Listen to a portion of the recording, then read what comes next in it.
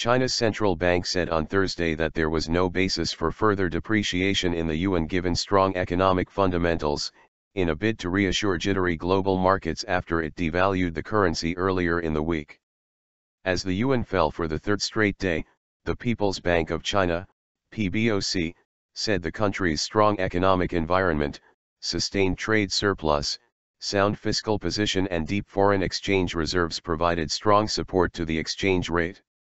China's decision to devalue the currency on Tuesday by pushing its official guidance rate down 2% sparked fears of a currency war and roiled global financial markets, dragging other Asian currencies to multi-year lows.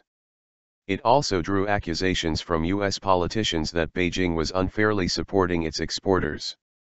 The PBOC said at the time that the move was a one-off depreciation, but sources involved in the Chinese policy-making process told Reuters that powerful voices within government were pushing for the yuan to go still lower, suggesting pressure for an overall devaluation of almost 10%.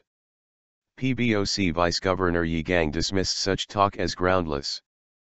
But even if the central bank succeeds in putting a new floor under the yuan for now, weak July economic data and expectations of more interest rate cuts later in the year are likely to fuel expectations that authorities could allow it to slip further.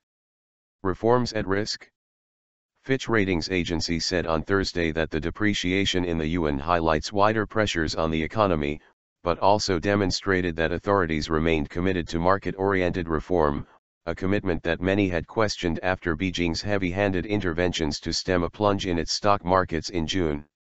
Vice Governor Yi said China would quicken the opening of its foreign exchange market and would attract more foreign investors as it liberalizes its financial markets. Officials said the PBOC had stopped regularly intervening in the foreign exchange market but allowed that it could conduct effective management of the yuan in cases of extreme volatility. Traders said major state banks had been buying yuan and selling dollars on Wednesday, causing the exchange rate to recover sharply in late trade, which influences the PBOC's official guidance rate for the following day.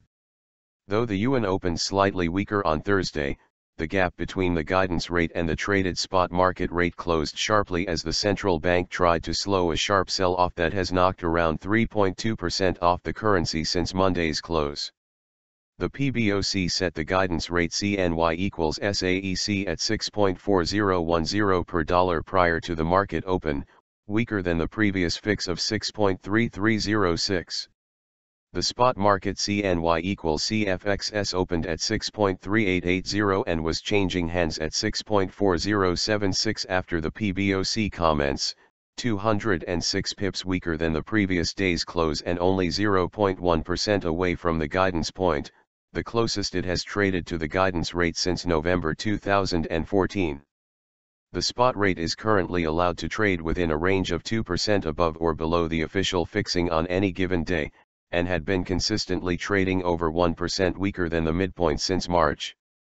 The offshore yuan was trading 1.02% weaker than the onshore spot at 6.4764 per dollar. Economy losing steam. Tuesday's yuan devaluation followed a run of poor economic data and resulted in the biggest one-day fall since 1994, raising market suspicions that China was embarking on a longer-term depreciation of its exchange rate that would make Chinese exports cheaper. Data on Chinese factory activity growth and retail sales on Wednesday underlined sluggish growth in the world's second-largest economy, while fiscal expenditures jumped 24.1% in July, reflecting Beijing's efforts to stimulate economic activity. Weighed down by weak exports, sluggish domestic demand and a cooling property market, growth in the world's second-largest economy is expected to slow from 7.4% in 2014 to 7% this year, its slowest pace in a quarter of a century.